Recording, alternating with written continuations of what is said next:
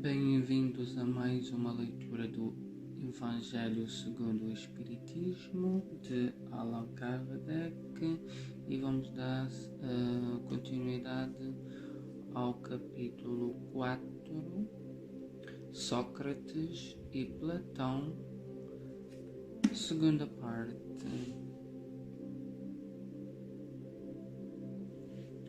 O cristianismo e o espiritismo ensinam a mesma coisa. Número 8.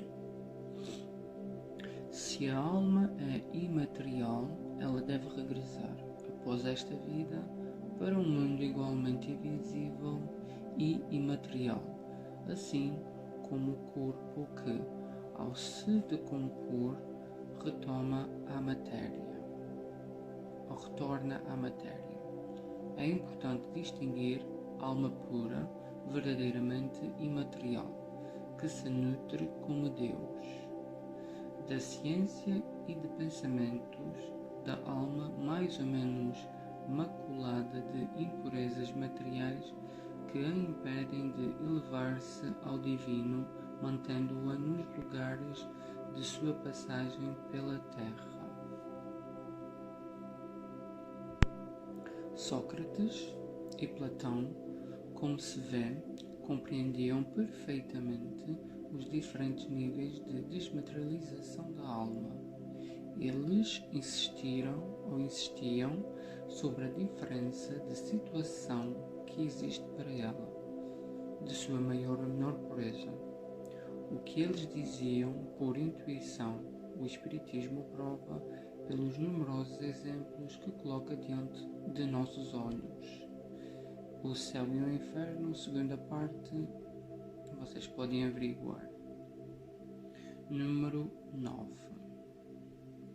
Se a morte fosse a dissolução completa do homem, seria uma grande vantagem para os maus, que depois da morte estariam livres de seus corpos e de suas almas e de seus vícios ao mesmo tempo.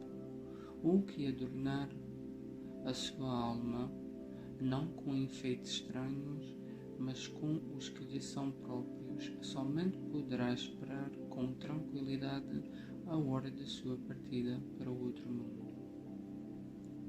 Em outros termos, é dizer que o materialismo que proclama o nada após a morte seria a anulação de toda a responsabilidade moral ulterior e, consequentemente, um estímulo ao mal, que o indivíduo mau tem tudo a ganhar com o nada, que o homem desprovido de vícios e enriquecido em virtudes ou de virtudes é o único que pode esperar tranquilamente o despertar numa outra vida.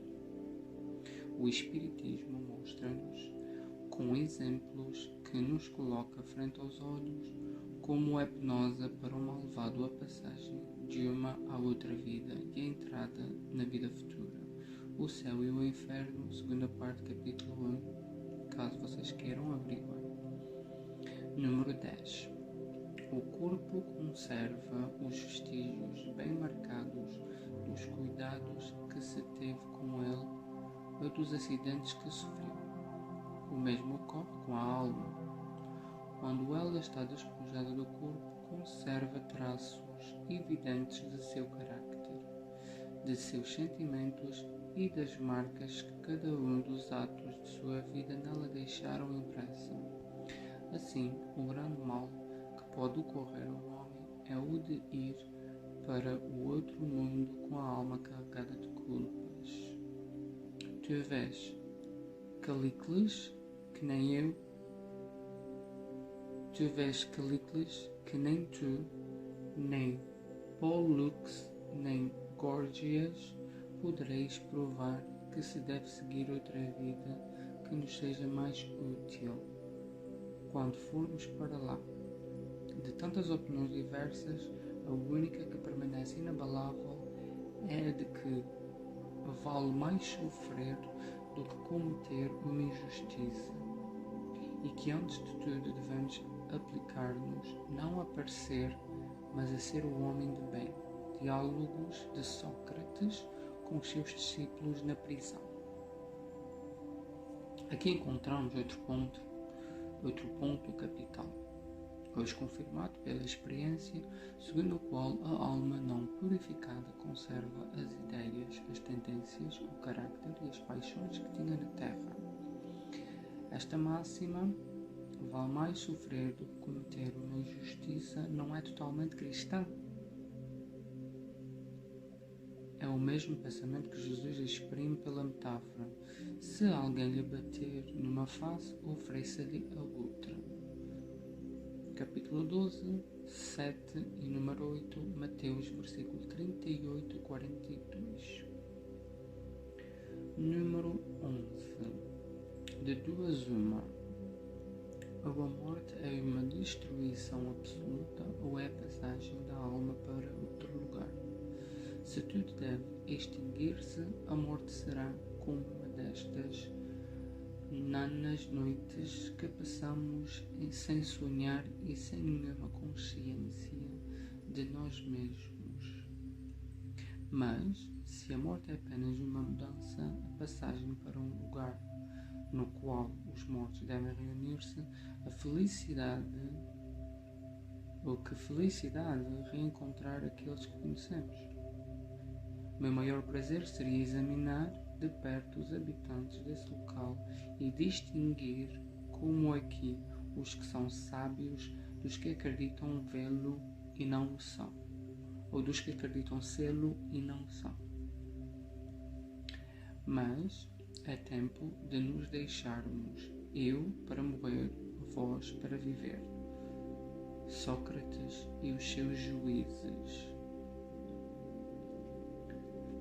Segundo Sócrates, os homens que viveram na Terra encontram-se após a morte e se reconhecem.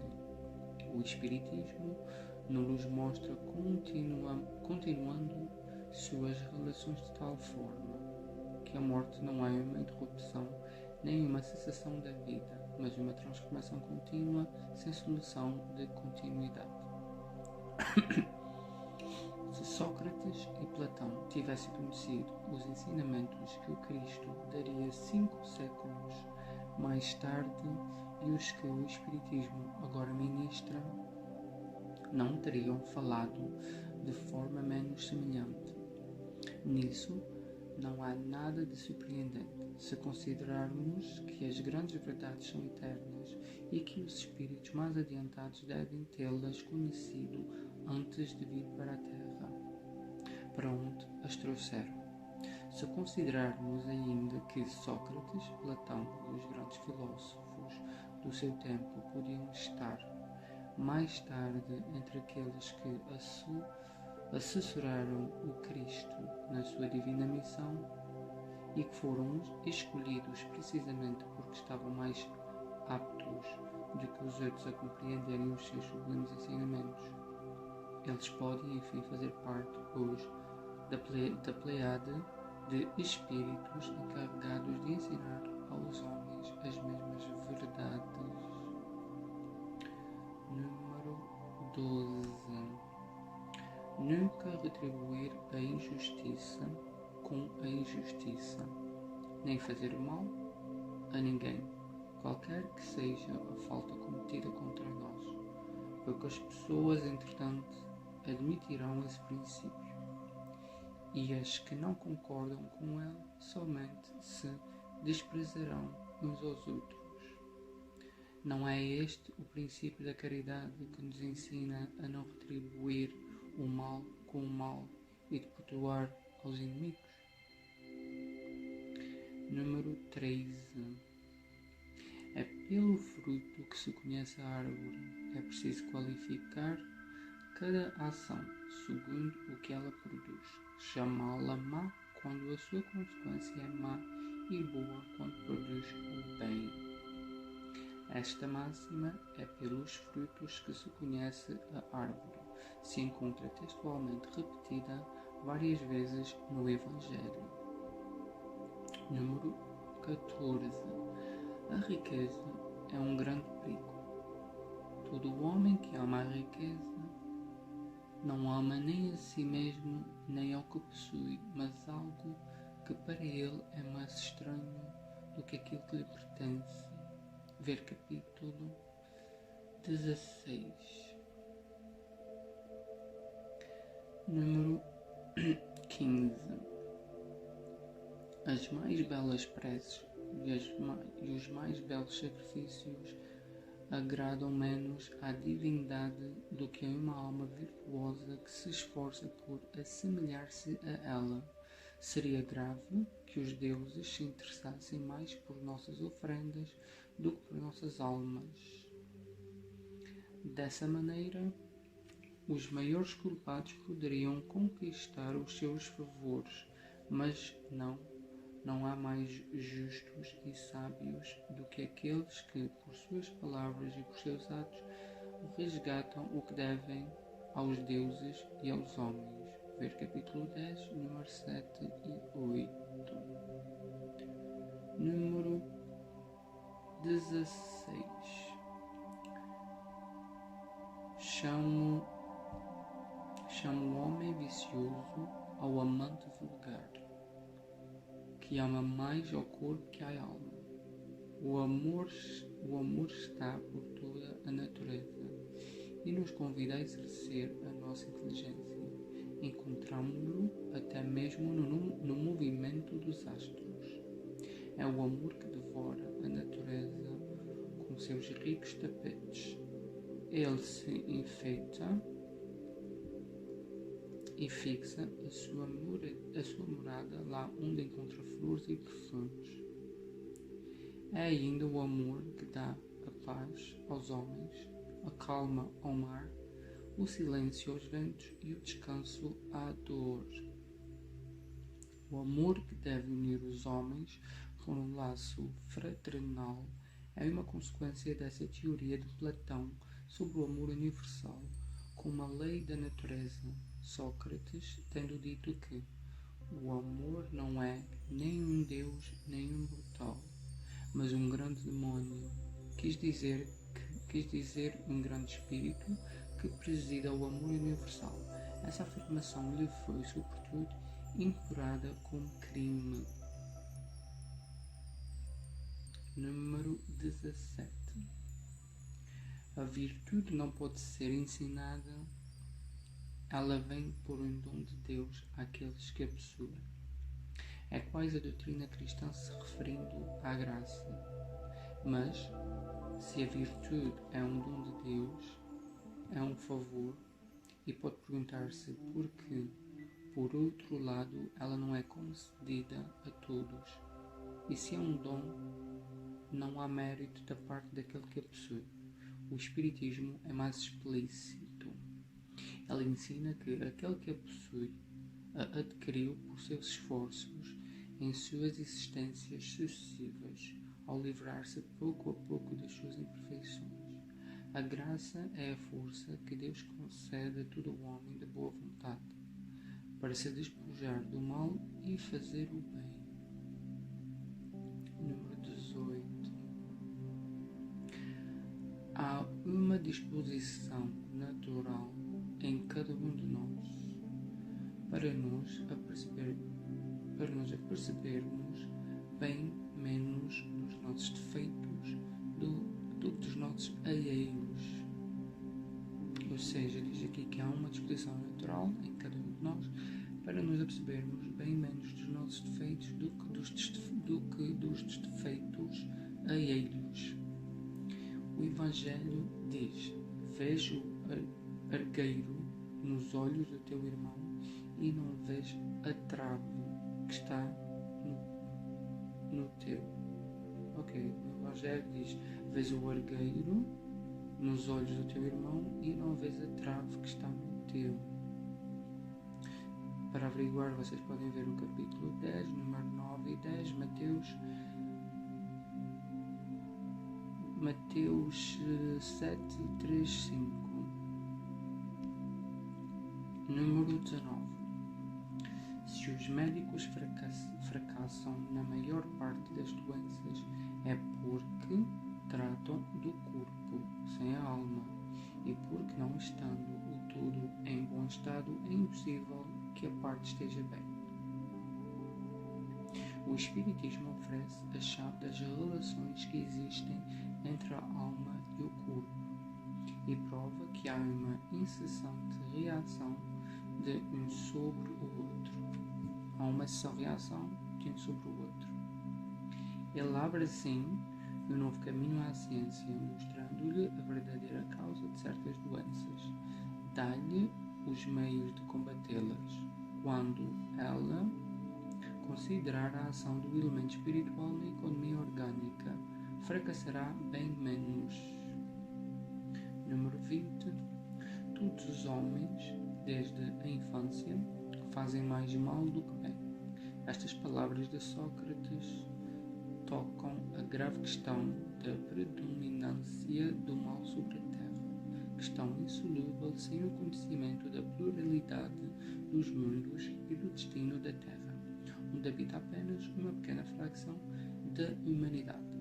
Só o Espiritismo lhe dá a solução, que estará sendo desenvolvida logo adiante nos capítulos 2, 3 e 15. 2, 3 e 5. Número 21. Há sabedoria em não acreditares saber daquilo que não sabes.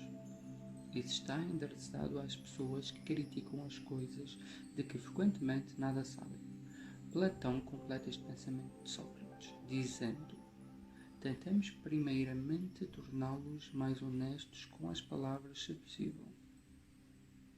Se não o conseguirmos, não nos ocupemos mais deles e busquemos apenas a verdade. Tratemos de nos instruir, mas não nos aborreçamos. É assim que devem agir os espíritas com relação aos seus contraditores de boa e má fé. Se Platão revivesse hoje, encontraria as coisas mais ou menos como em seu tempo e poderia fazer uso da mesma linguagem. Sócrates também encontraria pessoas que zombassem da sua crença nos espíritos e considerassem um louco, assim como ocorreu ao seu discípulo Platão.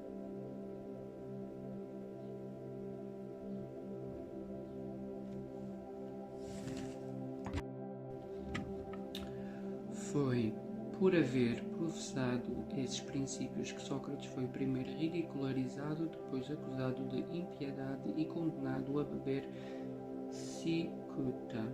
Então é certo que as grandes verdades novas, levantando contra elas os interesses e os preconceitos que ferem, não podem se estabelecer sem lutas e sem mártires ou mártires.